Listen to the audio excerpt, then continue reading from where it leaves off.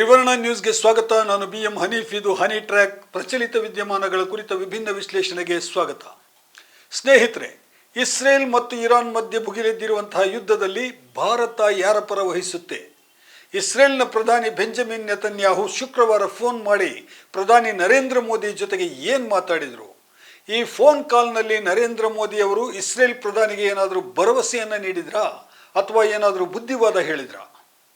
Israel Iran ಯುದ್ಧ ಕೊಲ್ಲಿ ದೇಶಗಳಿಗೂ ಹಬ್ಬುವ ಸಾಧ್ಯತೆ ಇದೆಯಾ? ಹಾಗೊಂದು ವೇಳೆ Kuwait, Qatar, Bahrain, Dubai, Sharjah ಮುಂತಾದಂತಹ ದೇಶಗಳಿಗೂ ಕೂಡ ಈ ಯುದ್ಧದ ಬಿಸಿ ಹಬ್ಬಿದ್ರೆ ಅಲ್ಲಿರುವ 60 ಲಕ್ಷ ಭಾರತೀಯರಿಗೆ ಏನಾದರೂ ತೊಂದರೆ ಆಗಬಹುದಾ?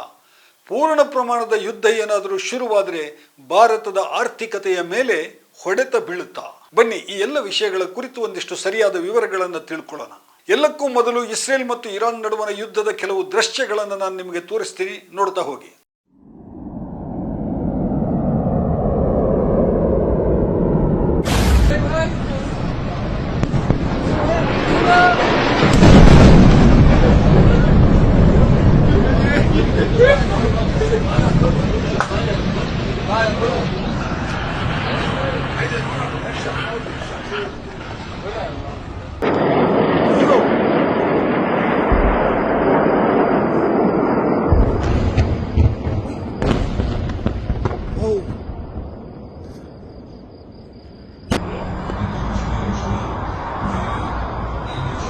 Imale.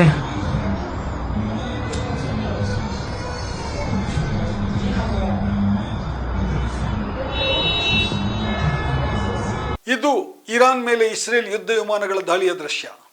ಇಸ್ರೇಲ್ ನಡೆಸಿದ ಆರಂಭಿಕ ದಾಳಿ ಇದು. ಇರಾನ್ನ ಪರಮಾಣು ಕಾರ್ಯಕ್ರಮಕ್ಕೆ ಸಂಬಂಧಿಸಿದ ಕೇಂದ್ರಗಳನ್ನು ಇಸ್ರೇಲ್ ಜಖಂಗೊಳಿಸಿರುವಂತಹ ದೃಶ್ಯವಿದು. ಇದೊಂದೇ ಅಲ್ಲ, ಇರಾನ್ನ 7-8 ನಗರಗಳ ಮೇಲೆ ಇಸ್ರೇಲ್ ವೈಮಾನಿಕ ದಾಳಿಯನ್ನು ನಡೆಸಿದೆ. 84ಕ್ಕೂ ಹೆಚ್ಚು ಜನರು ಇರಾನ್ನಲ್ಲಿ ಮೃತಪಟ್ಟಿದ್ದಾರೆ. ಇರಾನ್ನ ಮಿಲಿಟರಿ ಮುಖ್ಯಸ್ಥ ಮತ್ತು ಪರಮಾಣು ವಿಜ್ಞಾನಿ ಕೂಡ ಇದರಲ್ಲಿ ಮೃತಪಟ್ಟಿದ್ದಾರೆ ಅಂತ ಅಲ್ಲಿಂದ ಬಂದಂತಹ ಏಜೆನ್ಸಿ ವರದಿಗಳು ಹೇಳ್ತಾ ಇವೆ. ಇಸ್ರೇಲ್ ದಾಳಿಯಿಂದ ತೀವ್ರ ಘಾಸಿಗೊಂಡಂತಹ ಇರಾನ್ ಮರುದಿನವೇ ಇಸ್ರೇಲ್ ಮೇಲೆ ಪ್ರತೀಕಾರದ ದಾಳಿಯನ್ನು ನಡೆಸಿದೆ. ರಾಜಧಾನಿ ಟೆಲ್ ಅವೀವ್ ಮತ್ತು ಉತ್ತರದ ಪ್ರದೇಶಗಳಿಗೆ 106 ಕ್ಷಿಪಣಿಗಳನ್ನು ಹಾರಿಸಿದೆ. ಬನ್ನಿ, ಆ ದೃಶ್ಯಗಳನ್ನು ನೋಡೋಣ. Imale.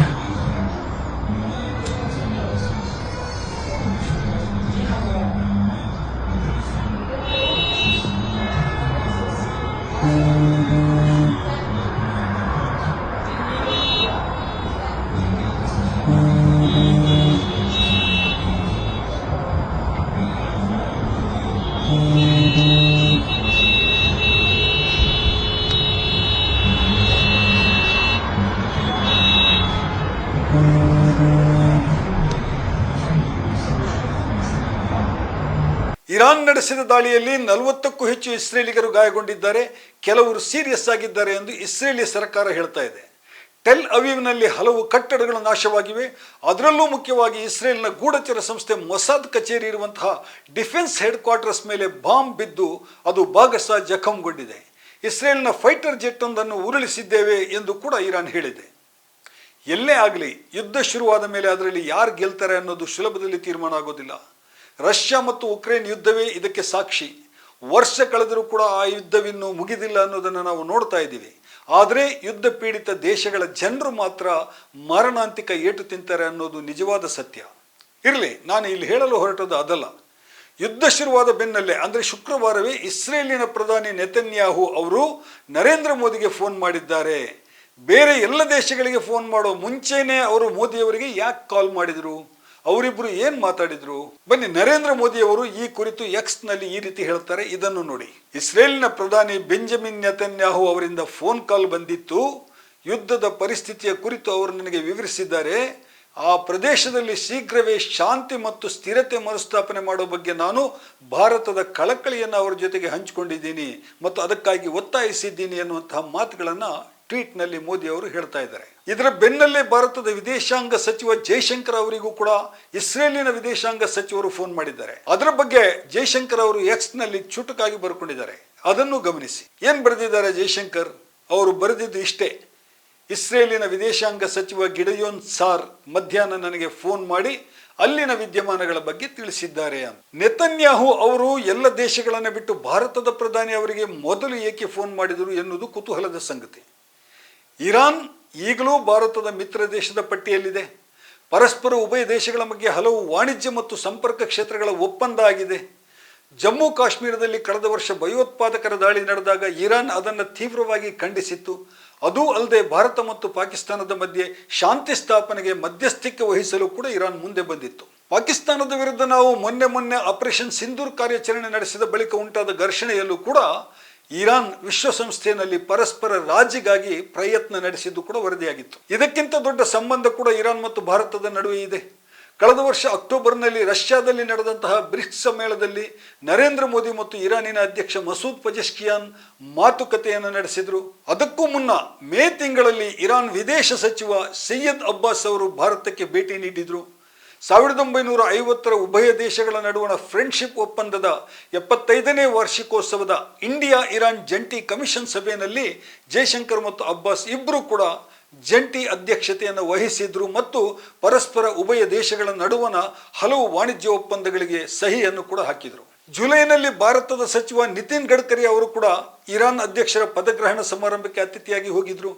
ಮೇ ತಿಂಗಳಲ್ಲಿ ಭಾರತದ ಉಪರಾಷ್ಟ್ರಪತಿ ಜಗದೀಪ್ ಧನ್ಕರ್ ಅವರು ಇರಾನಿಗೆ ಹೋಗಿದ್ರು. ಇರಾನ್ನಲ್ಲಿ ಆವಾಗ ಮೃತಪಟ್ಟಂತಹ ಅಧ್ಯಕ್ಷ ಇಬ್ರಾಹಿಂ ರೈಸಿ ಅವರಿಗೆ ಶ್ರದ್ಧಾಂಜಲಿ ನೀಡುವಂತಹ ಒಂದು ಸಮಾರಂಭದಲ್ಲಿ ಅವರು ಭಾಗವಹಿಸಿದರು. ಹೀಗೆ ಇರಾನ್ ಮತ್ತು ಭಾರತ ಹಲವು ಅರ್ಥಗಳಲ್ಲಿ ಬಹಳ ಪರಸ್ಪರ ಗಾಢ ಮಿತ್ರತ್ವವನ್ನು ಹೊಂದಿದೆ. ಹಾಗೆ ನೋಡಿದರೆ ಭಾರತಕ್ಕೆ ಇರಾನ್ ಮಾತ್ರ ಅಲ್ಲ, Saudi Arabia, Israel, United Arab Emirates ಎಲ್ಲವೂ ಕೂಡ ಮಿತ್ರ ರಾಷ್ಟ್ರಗಳೇ. ಹೀಗೆ ಇರಾನ್ ಹಲವು ಅರ್ಥಗಳಲ್ಲಿ ಭಾರತದ ಬಹಳ ಉತ್ತಮ ಮಿತ್ರ ರಾಷ್ಟ್ರ ಆಗಿ ಉಳಿದಿದೆ. ಹಾಗೆ ನೋಡಿದರೆ ಭಾರತಕ್ಕೆ ಇರಾನ್ ಮಾತ್ರ ಅಲ್ಲ, Saudi Arabia, Israel, United Arab Emirates ಎಲ್ಲವೂ ಕೂಡ ಮಿತ್ರ ರಾಷ್ಟ್ರಗಳೇ. ಈ ಹಿನ್ನೆಲೆಯಲ್ಲಿ ಭಾರತವನ್ನ ಈ ಸಂದರ್ಭದಲ್ಲಿ ನ್ಯೂಟ್ರಲೈಸ್ ಮಾಡೋದಕ್ಕಾಗಿ ನೆತನ್ಯಾಹು ಅವರು ಫೋನ್ ಮಾಡಿದ್ದಾರೆ ಎನ್ನುವುದು ಈಗ ರಾಜಕೀಯ ವಿಶ್ಲೇಷಕರ ಮಧ್ಯೆ ನಡೆದಿರುವಂತಹ ವಿಶ್ಲೇಷಣೆ. ಇಸ್ರೇಲ್ ದಾಳಿಗೆ ಅಮೆರಿಕದ್ದೇ ಕುಮ್ಮಕ್ಕು, ಅದರಲ್ಲಿ ಡೌಟೇ ಇಲ್ಲ. ಟ್ರಂಪ್ ಅವರು ತಮ್ಮ ಸೋಷಿಯಲ್ ಟ್ರೂತ್ನಲ್ಲಿ ಏನು ಬರೆದಿದ್ದಾರೆ ಅನ್ನೋದನ್ನು ಗಮನಿಸಿದರೆ ಈ ವಿಷಯ ಸ್ಪಷ್ಟ ಆಗುತ್ತೆ. ಇಲ್ಲಿ ಡೊನಾಲ್ಡ್ ಟ್ರಂಪ್ ಅವರು ಹೇಳ್ತಾ ಇದ್ದಾರೆ ನೋಡಿ, ಅಮೆರಿಕದ ಜೊತೆ ನ್ಯೂಕ್ಲಿಯರ್ ಒಪ್ಪಂದ ಮಾಡಿಕೊಳ್ಳುವುದಕ್ಕೆ ನಾನು 60 ದಿನಗಳ ಗಡುವನ್ನು ಇರಾನ್ಗೆ ನೀಡಿದ್ದೆ. ಇಸ್ರೇಲ್ 61ನೇಯ ದಿನ ಇರಾನ್ನ ಮೇಲೆ ದಾಳಿ ಮಾಡಿದೆ. ಇರಾನ್ಗೆ ಈಗಲೂ 2ನೇ ಅವಕಾಶ ಇದೆ ಅಂತ ಹೇಳಿದ್ದಾರೆ ಟ್ರಂಪ್. ಅಂದರೆ ಭಾರತವನ್ನು ಸಂಪರ್ಕಿಸೋದಕ್ಕೆ ಇರಾನ್ಗೆ ಅಮೆರಿಕದ ಅಧ್ಯಕ್ಷ ಡೊನಾಲ್ಡ್ ಟ್ರಂಪ್ ಅವರೇ ಸೂಚನೆ ನೀಡಿರಬಹುದು ಎನ್ನುವಂತಹ ಒಂದು ಸುದ್ದಿಯೂ ಕೂಡ ಇದೆ. ಯಾತಕ್ಕಾಗಿ ಈ ಯುದ್ಧ ನಡೀತಾ ಇದೆ? ಇದನ್ನು ಗಮನಿಸಿದಾಗ ನಮಗೆ ಕಂಡು ಬರೋದು, ಇರಾನ್ ದೊಡ್ಡ ಪ್ರಮಾಣದಲ್ಲಿ ಯುರೇನಿಯಂ ಸಮೃದ್ಧಿಯನ್ನು ನಡೆಸ್ತಾ ಇದೆ. ಇದು ಅಮೆರಿಕಕ್ಕೆ ತಲೆನೋವಿನ ಸಂಗತಿಯಾಗಿದೆ. ಆದರೆ ಇರಾನ್ ಹೇಳ್ತಾ ಇದೆ ತನ್ನ ಯುರೇನಿಯಂ ಸಂಸ್ಕರಣೆ ಶಾಂತಿಯುತ ಉದ್ದೇಶಕ್ಕಾಗಿ ಮಾತ್ರ ಬಳಕೆ ಆಗ್ತಾ ಇದೆ. ಇಂಧನ ಮೂಲವಾಗಿ ಇದನ್ನು ನಾವು ಬಳಸ್ತೇವೆ, ಯಾವುದೇ ಪರಮಾಣು ಬಾಂಬ್ ತಯಾರಿಕೆಗೆ ನಮ್ಮ ಗುರಿಯಲ್ಲ. ನಾವು ಶಾಂತಿಯುತ ಕಾರ್ಯಕ್ರಮಗಳಿಗಾಗಿ ಯುರೇನಿಯಂ ಸಮೃದ್ಧಿಯನ್ನು ಸಾಧಿಸ್ತಾ ಇದ್ದೇವೆ, ಇಂಧನ ಮೂಲವಾಗಿ ಇದನ್ನು ನಾವು ಬಳಸ್ತಾ ಇದ್ದೇವೆ, ಯಾವುದೇ ಪರಮಾಣು ಬಾಂಬು ತಯಾರಿಕೆ ನಮ್ಮ ಉದ್ದೇಶ ಅಲ್ಲ ಅಂತ ಇರಾನ್ ಪದೇ ಪದೇ ಹೇಳ್ತಾ ಇದೆ. ಆದರೆ ಇದನ್ನು ನಂಬೋದಕ್ಕೆ ಇಸ್ರೇಲ್ ತಯಾರಿಲ್ಲ. ಅಮೆರಿಕದ ಜೊತೆಗೆ ಇರಾನ್ನ ಮಾತುಕತೆ ನಡೆಯದೇ ಇದೆ, ಅದರ ನಡುವೆನೇ ಇರಾನ್ ಪರಮಾಣು ಬಾಂಬ್ ತಯಾರಿಕೆಯಲ್ಲಿ ಮುಂದುವರಿದೆ ಅನ್ನೋದು ಇಸ್ರೇಲ್ ವಾದ. ಜಗತ್ತಿನಲ್ಲಿ ಇವತ್ತು 8 ದೇಶಗಳು ತಮ್ಮಲ್ಲಿ ಅಪಾಯಕಾರಿಯಾದಂತಹ ಪರಮಾಣು ಸಿಡಿತಲೆಗಳನ್ನು ಸಂಗ್ರಹಿಸಿವೆ. America, Russia, China, France, United Kingdom, Bharat, Pakistan ಮತ್ತು ಉತ್ತರ ಕೊರಿಯಾ ಪರಮಾಣು ಶಸ್ತ್ರಾಸ್ತ್ರಗಳನ್ನು ಸಂಗ್ರಹಿಸಿ ಇಟ್ಟುಕೊಂಡಿರುವಂತಹ ದೇಶಗಳು. ಇಸ್ರೇಲ್ನ ಹೆಸರು ಅಧಿಕೃತವಾಗಿ ಈ ಪಟ್ಟಿಯಲ್ಲಿ ಇಲ್ಲ. ಆದರೆ ಇಸ್ರೇಲ್ ಬಳಿಯೂ ಕೂಡ 80-90ರಷ್ಟು ಪರಮಾಣು ಸಿಡಿತಲೆಗಳ ಸಂಗ್ರಹವಿದೆ ಎನ್ನುವುದು ಅನಧಿಕೃತ ಮೂಲಗಳು ಹೇಳ್ತಾ ಇರುವಂತಹ ಸುದ್ದಿ. ಈಗ ಇರಾನ್ ಕೂಡ ಪರಮಾಣು ಸಿಡಿತಲೆಗಳನ್ನು ಸಂಗ್ರಹಿಸಿ ಇಟ್ಕೊಳ್ಳೋದು ಅಮೆರಿಕಕ್ಕೆ ಇಷ್ಟ ಇಲ್ಲ. ಅದಕ್ಕಾಗಿ ಅಮೆರಿಕವೇ ಇಸ್ರೇಲನ್ನು ಇರಾನ್ ಮೇಲೆ ಚೂ ಬಿಟ್ಟಿದೆ ಎನ್ನುವುದು ಮಿಲಿಟರಿ ವಿಶ್ಲೇಷಕರ ಮಾತು. ಇರಾನ್ ಮತ್ತು ಇಸ್ರೇಲ್ ಯುದ್ಧದ ಹಿನ್ನೆಲೆ ಏನೇ ಇರಲಿ, ಭಾರತ ಮಾತ್ರ ಈಗ ಅತ್ಯಂತ ಎಚ್ಚರಿಕೆಯಿಂದ ಹೆಜ್ಜೆ ಇಡಬೇಕಾಗಿದೆ. ಇಸ್ರೇಲ್ನ ಪ್ರಧಾನಿಯವರು ಫೋನ್ ಮಾಡಿದ್ರು ಅಂತ ಹೇಳಿಬಿಟ್ಟು ನಾವು ಸಂಭ್ರಮದಿಂದ ಕುಣಿಬೇಕಾದಂತಹ ಅಗತ್ಯ ಇಲ್ಲ. ಇಸ್ರೇಲ್ಗೆ ಭಾರತ ನೇರ ಅಥವಾ ಪರೋಕ್ಷ ಬೆಂಬಲ ಕೊಟ್ಟರೆ ಕೊಲ್ಲಿ ದೇಶಗಳಲ್ಲಿರುವಂತಹ ಭಾರತೀಯರ ಸ್ಥಿತಿಗತಿಯ ಮೇಲೂ ಅದು ಬಹಳ ದೊಡ್ಡ ದುಷ್ಪರಿಣಾಮ ಬೀರುವಂತಹ ಸಾಧ್ಯತೆ ಇದೆ. ಕೊಲ್ಲಿ ದೇಶಗಳಲ್ಲಿ ಸುಮಾರು 80 ಲಕ್ಷ ಭಾರತೀಯರು ದುಡಿತಾ ಇದ್ದಾರೆ. ಇರಾನ್ ಮೇಲಿನ ಯುದ್ಧ ಕೊಲ್ಲಿ ದೇಶಗಳಿಗೆ ಏನಾದರೂ ಹಬ್ಬಿದ್ರೆ ಅದರಿಂದ ಭಾರತದ ಆರ್ಥಿಕತೆಯ ಮೇಲೆ ಬಹುದೊಡ್ಡ ಹೊಡೆತ ಬೀಳೋದಂತೂ ಖಂಡಿತ. ಈ ಹಿನ್ನೆಲೆಯಲ್ಲಿಯೇ ಭಾರತ ಅತ್ಯಂತ ಎಚ್ಚರಿಕೆಯ ಹೆಜ್ಜೆಯನ್ನು ಇಡಬೇಕಿದೆ ಮತ್ತು ಅದನ್ನು ಇಡ್ತಾ ಇದೆ.